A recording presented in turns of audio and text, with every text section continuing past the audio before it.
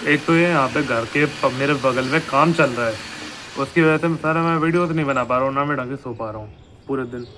लेकिन चलो तब भी बातें करते किसी चीज़ पर। तो मैं आज बात करने वाला हूँ कि मेरे दिमाग में जस्ट एक वर्डिंग आई जो कि थे वाउंड्स हील बट स्कार्स कभी नहीं भरते। यानी कि अब देखो मैं इसके ऊपर पूरी यैपिंग करने वाला हूँ, तो अगर जिसको सुननी है तो वो सुन सकता है, नहीं तो भाई यू कैन गो ऐसे। ठीक है, ऐसे जाऊँगी।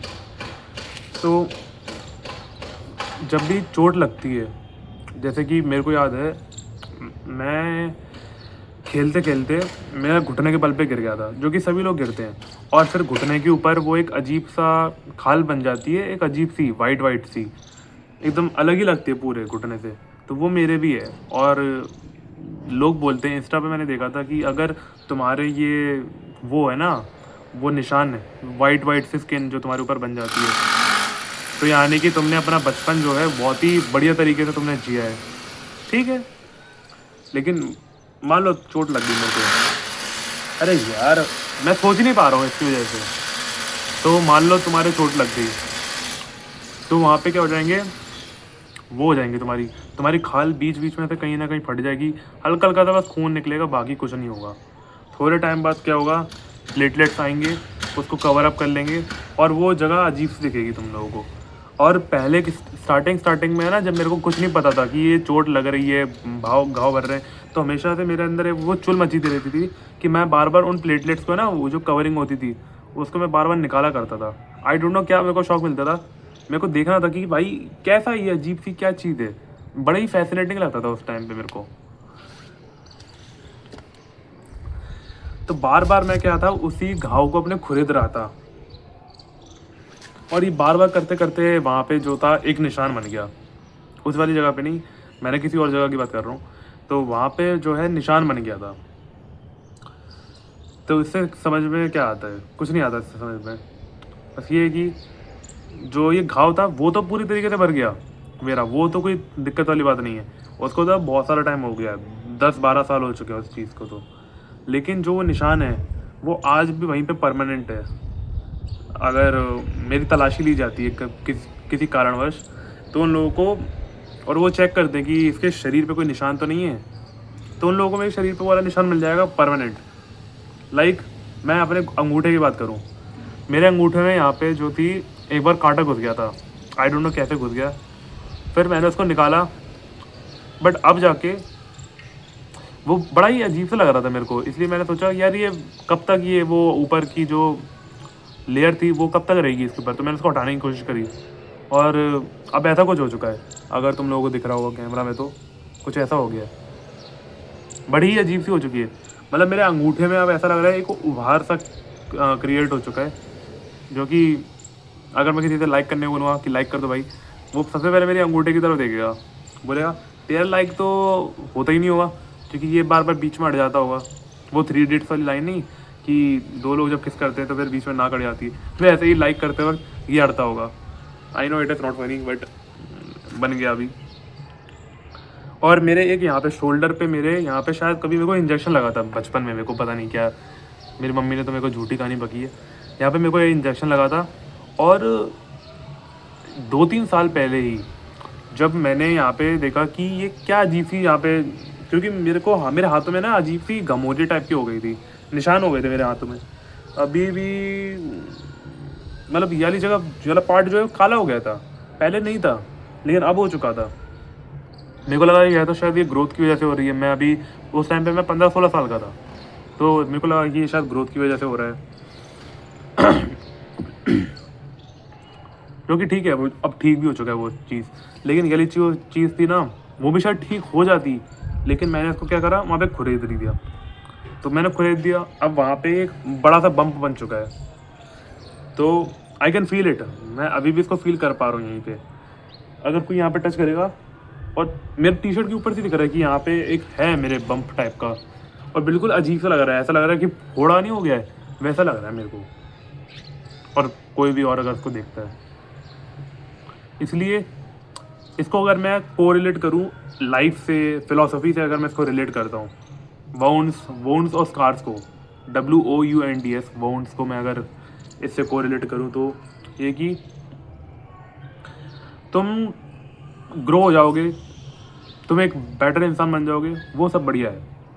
लेकिन एक ना एक टाइम ऐसा आएगा कि तुम्हारा दिमाग तुम्हें पागल बनाएगा। तुम्हारा दिमाग बोलेगा, तुम्हारा दिमाग तुम्हें वो चीज़ें याद दिलाएगा जब तुम अपने सबसे लोएस्ट पॉइंट पे थे, और वो तुम्हें तभी याद दिलाएगा जब तुम अपने लोएस्ट पे होगे। क्योंकि ये नहीं है कि ग्रोथ की जो ट्रेजेक्टरी होती है वो हमेशा एक स्ट्रेट लाइन हो। अगर तुम लोगों ने मोशन इन स्ट्रेट लाइन पढ़ा होगा क्लास 11 में, तो वो ग्राफ्स के बारे में पढ़ाते हैं उसमें। तो ये कैसे होता है कि इंक्रीज करता जाता है, ऐसा नहीं होता। कभी ऐसा ऐसा फिर ऐसा चलता रहता है। देन एक अचानक से जंप आता है, देन एक फिर से ऐसा हो जाता है। मतलब लाइफ का जो ग्राफ है ना, वो कभी भी स्ट्रेट नहीं जाता, बड़ा ही अजीब होता है। और रोलर कोस्टर भी मैं नहीं बोलूँगा, क्योंकि रोलर कोस्टर का तो मान लो एक पैटर्न होता है कि एक बार आके नीचे से फिर ऊपर जाएगा ही जाएगा, क्योंकि इन दी एंड उसको रोलर कोस्टर को आके रुकना भी है। लेकिन लाइफ जो है वो भी आके रुकेगी ही, लेकिन इसका जो पैटर्न है वो रोलर कोस्टर ज़्यादा बिल्कुल नहीं है। इसलिए जो बोलते हैं life is a roller coaster, it is not a roller coaster. ये अजीब ही है, तुम नहीं प्रेडिक्ट कर सकते, तुम इसको किसी और दूसरे से पर्सोनीफाई नहीं कर सकते हो तुम उसको, कि रोलर कोस्टर को तुम ह्यूमन लाइफ से पर्सोनीफाई कर दो। इट इज़ नॉट पॉसिबल, कभी पॉसिबल ही नहीं है। चोट अगर किसी ने करी है ना तुम्हारे, तो वो रह जाएगी, वो वहीं पे रहेगी। जैसे मान लो तुम्हारा किसी ने दिल तोड़ा, तो वो तुम्हारा दिल टूटा ही रहेगा। अब तुम बोलोगे यार मेरी लाइफ में तो कोई आ चुका है, भाई वो सब कुछ होगा ही होगा, वो ठीक है। तुम्हारी लाइफ में कोई आ गया, तुम्हारी लाइफ सेटल हो चुकी है, वो वगैरह वगैरह। लेकिन जो तुम्हारा दिल टूटा है, मतलब जो घात तुम्हारे ऊपर जो हमला हुआ था, अब मैं हमला नहीं बोलना चाहता, मेरे को वर्ड नहीं मिल रहा उसके लिए, जो तुम्हारे साथ में जो कांड हुआ था उस कांड की कुछ ना कुछ मेमोरीज जो हैं कहीं ना कहीं तो रह ही जाती है, माइंड के अंदर रह ही जाती है। और माइंड और हार्ट का कनेक्शन मेरे को बताने की ज़रूरत नहीं है क्या कैसा क्या होता है। कुछ लोग बोलते हैं माइंड और हार्ट दोनों अलग अलग तरीके से वर्क करते हैं। अच्छा, दोनों अलग तरीके से वर्क करते हैं। सारे ब्लड सर्कुलेशन कैसे होती है, कुछ भी।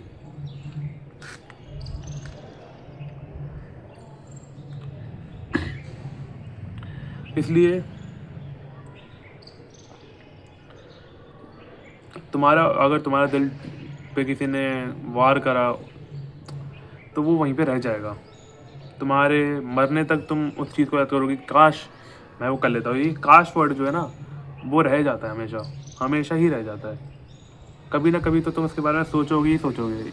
ऐसा कोई नहीं है जो उसके बारे में सोचेगा ही नहीं सोचेगा, कोई नहीं है।